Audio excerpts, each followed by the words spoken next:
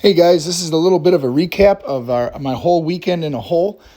We had 30 bouncers at this Outlaw race. It was an amazing time, and that's with 7 guys that normally compete that weren't there. So this season is going to be wild. This video, we're going to talk a little bit about what happened with me and what we figured out. And then after all that, I'm going to put tons of action-packed clips, all the crashes and the carnage at the end. So stay into the video. It is Monday at 10:30 a.m. and I am doing a little update for you here to fill you in on what happened this weekend at the first 2026 Outlaw race at Hawk Pride. I had a bad run, made some mistakes, and it cost me dearly. So I got this side-by-side coming up here with me and Timmy. I took off, was too aggressive off the gate, hit some trees, and then carried a good pace all the way to the top of the hill. When I rounded this top of this hill, I got a little too pushy, and I went off in the wrong spot, and that is what cost me. When I went off, you'll see Timmy to the right there was in the right spot. I was too far to the right. On the way down, I hit rocks all the way down massively with my front and my rear tires, and just couldn't keep the machine steering or the tires on the ground too slow down. Pile drived into some trees and bent my steering ram very, very bad. Once I ran into those trees and bent the steering ram, I really didn't know what was wrong, because what made it so hard to understand is my steering was working like 50% of the time. So right here I come down and I hit that tree. I'm backing up and I'm steering the wheel, and the steering wheel's still turning, but the machine's not, it's not doing what it's supposed to.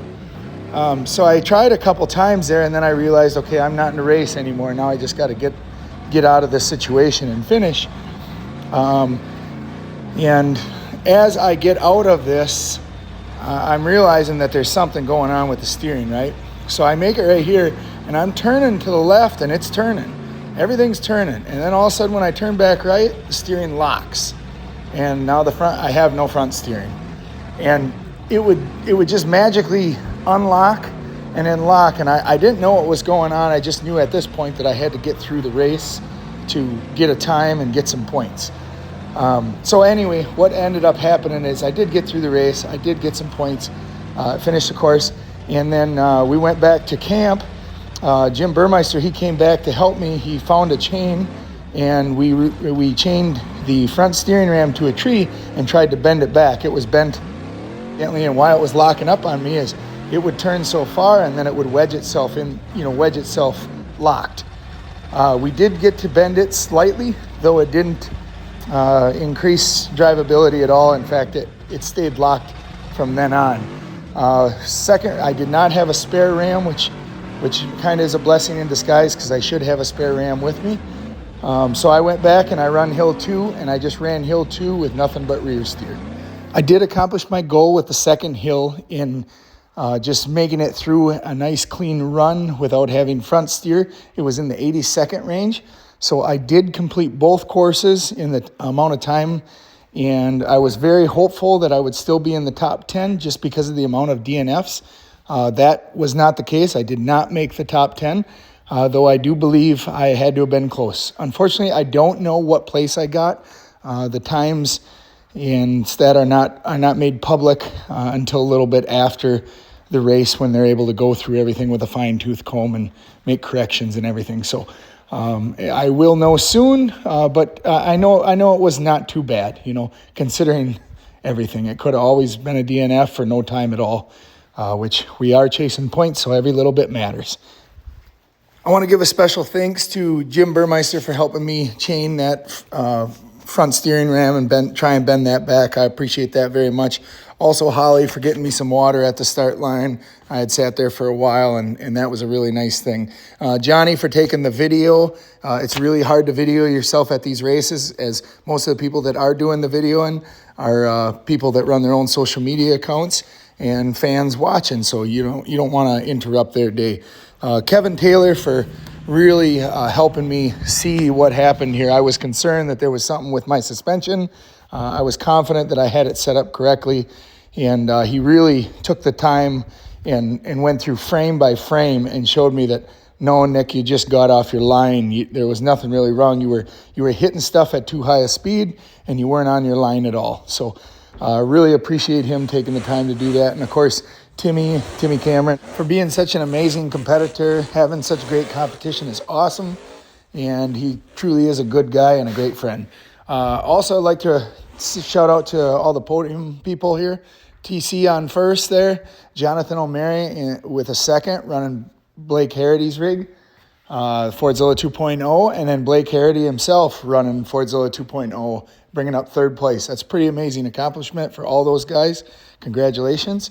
And yeah, heck yeah, we're looking forward to getting better and fixing the Fordzilla and coming back strong.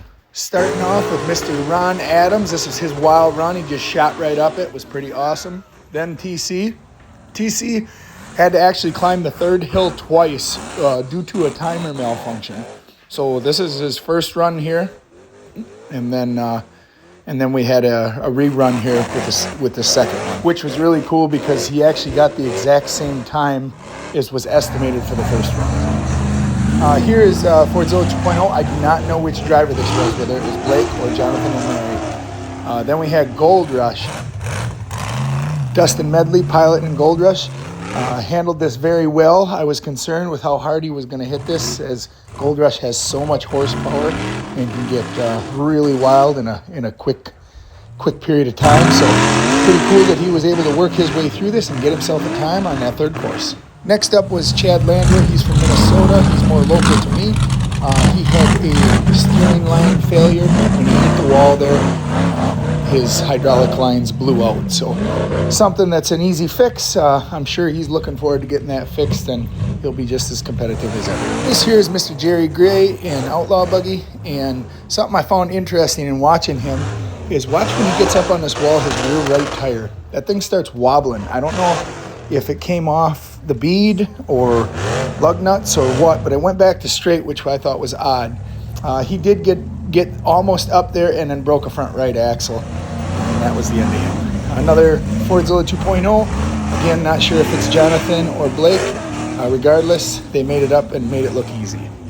This is Buddy Adams. This would be Ron Adams' son. He is 14 years old, and they are from Oregon. This is his first race at Outlaw. So it's pretty neat for him to be in the top 10 and also be working on this third hill and never give up attitude. Pretty awesome.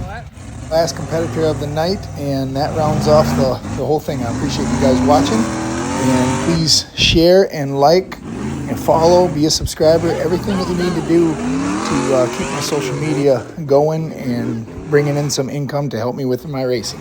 Thank you.